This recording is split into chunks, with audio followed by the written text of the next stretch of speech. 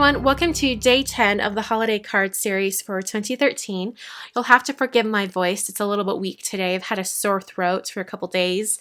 I'm starting out with some Neenah Solar White cardstock, and I'm going to be embossing that with this Lifestyle Crafts embossing folder, and I'm using a Tim Holtz diffuser to emboss just a section of the embossing folder.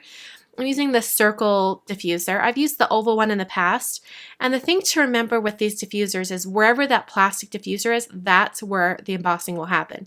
So I only want to emboss this circle area, and it's going to act as that second plate. So as I put it through my Big Shot machine, I'm putting it face down directly on that multi-purpose platform. I put my cutting plate on top, and then I'm running it through the machine. And by putting that cutting plate on top, it makes it so that it kind of guides it into the machine and the diffuser doesn't want to like move around.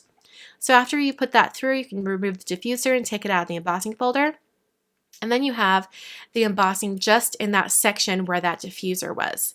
So it's a little bit hard to see right now, so eventually I'll accentuate that embossing with some ink, but for now, since I have my die cutting machine out, I'm going to cut 3 snowflakes. These are the same snowflakes that I used in last Friday's card. This is the Kate snowflake, Marianne snowflake, and Ashlyn snowflake from Simon Says Stamp. And I also cut those out of Neenah Solar White, and then I put my metal adapter plate underneath to make sure I got a really clean cut as well. So now I'm using some Tumble Glass Distress ink and an ink blending tool.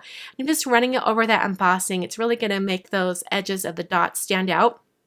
And I have to tell you guys, this card was heavily influenced by a card that Debbie Hughes made in today's lesson over at Holiday Card Workshop at onlinecardclasses.com. She took some snowflakes and she coated them in glossy accents and then put glitter on them. And I've never done this before, so in hindsight, I should have used a lot less glossy accents. Just a small amount would have been just fine, but just put a little blob down and then use your finger to spread it around. And then I'm going to lift it up and move it to another section, and then I'll be applying some clear rock candy distress glitter. It's going to give it a nice, really glistening look. Now, because I had a little bit too much glossy accents on this snowflake, it kind of like overhang, there was like kind of an overhang off the sides, and so it made the snowflake look just a little bit blobby. So I did end up taking my craft knife and I kind of used the tip of the blade to kind of carve away some of that overhang of the glitter so that it wasn't, so that it had more of a clean edge. So I just cleaned it up just a little bit. I scored my card base. I'm using Neenah Solar White. I usually like to use Basil Marshmallow, but because I cut those snowflakes out of Neenah Solar White, I wanted the whites to match, so I made the card base out of Neenah Solar White as well. I adhered the embossed piece with some foam squares. And next I decided to do some coloring, and I'm going to be using this stamp set from Paper Smooches called Freezy Fellas. I'm going to be stamping a snowman, a hat, and some mittens. And I'm going to be coloring these with my Copic markers. And I'm just going to talk you through this because the coloring's not very long actually.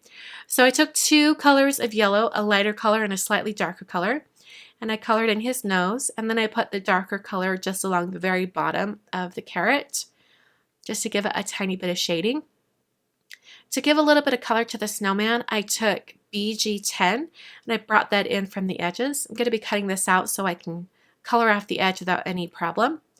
So I brought in that blue color on the edges, and then to soften it up a little bit, I brought in a blender pen, or the blender, colorless blender, and basically it repels ink. So any of those harsh edges that I have from the light blue marker, that's going to push them out and just kind of soften everything and diffuse those edges. Next, I'm going to color the hat and the mittens with 3 colors of purple. I started out with V01 and did a color wash of that. And then I went in with V06 and just brought it in from the sides.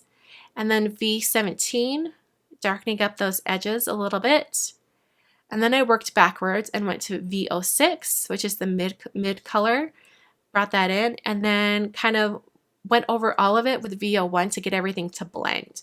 And since V01 is such a lighter color, it's sort of almost like the colorless blender repels color, so it helps everything blend a little bit better. So I'm just coloring those mittens the same exact way, starting with the lightest color, bringing in a little bit of the darker color, and then eventually going in with the darkest violet. And then I'll reverse the color order and go in with the medium color, bringing that color a little bit higher onto the mittens. And then I'll use that lightest color to blend everything out and make sure everything has a nice blend from the lightest color to the darkest color. I colored the hat the exact same way using gray colors. Started with the lightest gray, did a whole wash of that. And then I came in with the medium gray, which is C7.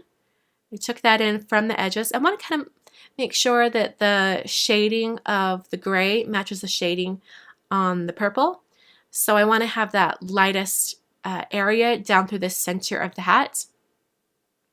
So then I'm reversing the direction and going in with the mid color and then blending everything out with the lightest gray. That's the easiest way to blend when I blend with Copics. I like to go light, medium, dark, medium, white. Now I'm going to cut out all of these shapes using my honeybee scissors from EK Success, just really carefully, cutting around those edges. And usually I like to take a black marker and clean up those edges, but I totally forgot this time. So anyway, I used my Inkity Magic Embossing Magic powder bag on some Jawbreaker cardstock from Basil. And then I stamped the sentiment from the stamp set in Versamark, coated it with Hero Art's white embossing powder, and then heat set it until it was melted.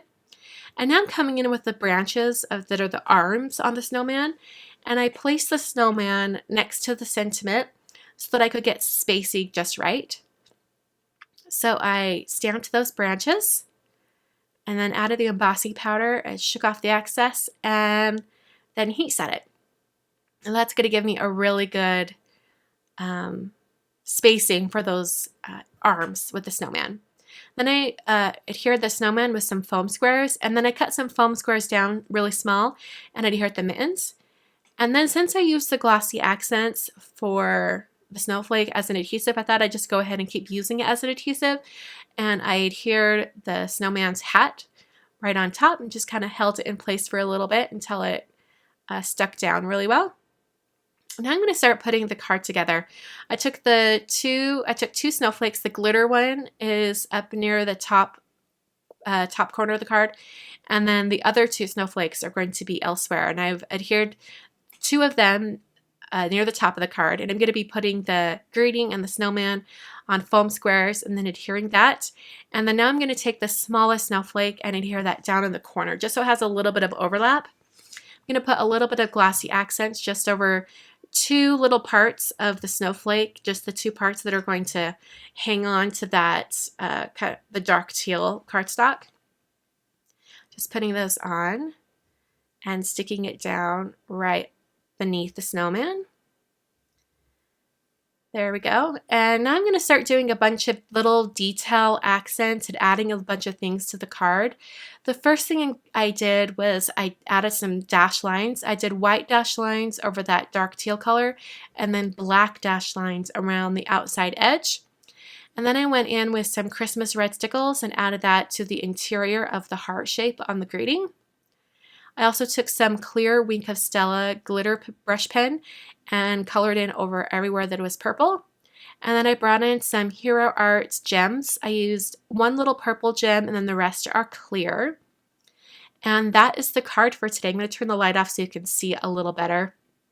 I hope you guys enjoyed, and I will catch you guys next time for day 11. Thanks for watching.